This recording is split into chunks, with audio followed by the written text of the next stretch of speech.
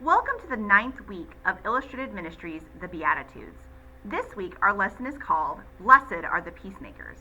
As we start today, I want you to think about these questions. What comes to your mind when you think of peace?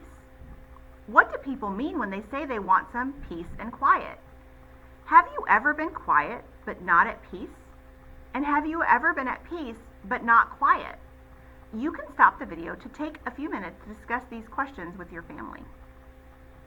Today, we'll join a huge crowd of people following Jesus. He sees their hurts and pains and cares for them in many ways. He leads them to a mountain. Let's climb the mountain. There's many ways to climb. Remember that you can hike, you can use a rope, you can roll using a hiking wheelchair, or you can climb using your arms and legs. Pick a way to move up the mountain. Ready, set, let's climb. 1, 2, 3, 4, 5, 6, 7, 8, 9, 10. Phew, we made it. Let's find a seat and settle our bodies after that big climb. In your imagination, let's look around at all that we can see.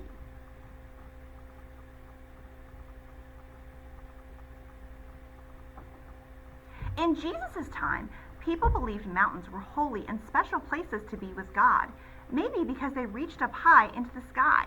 Let's reach up high into the sky using our arms. Jesus told them about God's kingdom on this mountain. You can think of a kingdom as the way the world works or is set up. In God's kingdom, there's an abundance.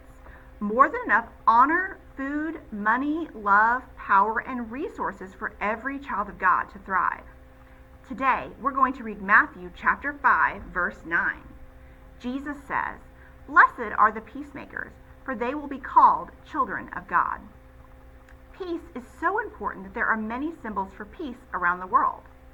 People recognize doves, olive branches, peace signs, and peace hand signs as images that bring us together.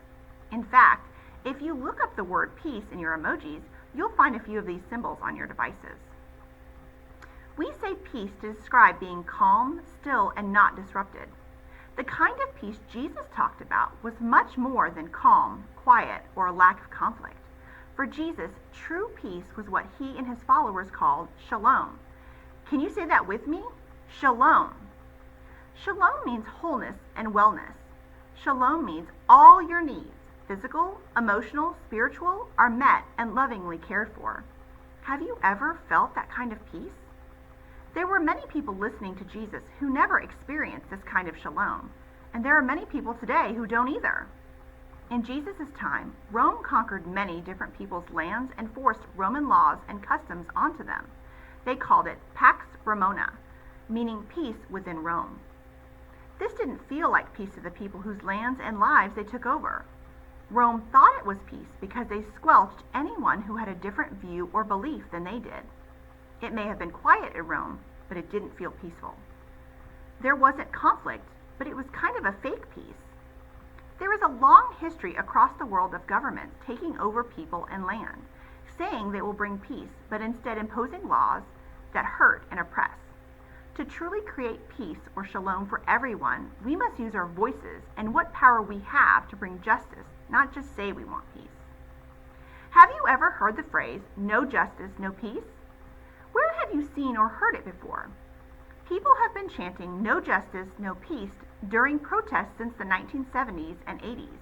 It means there won't be wholeness or peace until there is justice among all of us. When some of us are treated unfairly, that injustice creates trouble and pain. On the other hand, if there's justice, our community is safe and peaceful because everyone's needs are lovingly cared for and met. God desires peace and wholeness among all people, young and old, disabled and not disabled, among all genders, between nations, and among all expressions of faith. Remember, God's peace is not a fake peace. It is a deep wholeness that is sometimes disruptive. This is why Jesus blessed the peacemakers. Before we transition to our next activity, I would like to bless you. Remember, a blessing is something you receive, so open your hands like you're ready to receive a gift. I will speak a blessing. If you receive it, take the blessing and put it into your heart. May God bless you with peace to be a peacemaker. Now let's take out our handouts for this week. You have 3 handouts this week, but the one you need right now looks like this. I have some questions for you to think about. What does the word peace mean to you? What does it look like to be a peacemaker here and now? Why do you think there can't be peace until there is justice? And how can you be a peacemaker in your own community? You can pause the video to discuss these questions with your family. Now that we've discussed our questions for the week, here's our activity for today. Take out your other handouts. They look like this. We're going to use this week's activity pages to disrupt the unjust patterns illustrated on them. Cut the pages in half along the cut line, right here. For each half page, cut along the 2 lines to the dash. Fold the middle flap down along the dash fold line to cover the illustration in the middle. Then fold the flap on the right side down along the dash fold line to cover the last illustration. It should look like this. On the 2 flaps that are folded over, these 2, you can draw right what you think would disrupt the pattern to make a more peaceful pattern. Then you can lift the flaps up and down to see how the patterns are disrupted. Repeat for the rest of the scenarios. Sometimes making peace means noticing patterns of how things work in the world. A pattern is something that repeats. Some of these patterns, where we live, what schools we go to, may work for some, but not for everyone.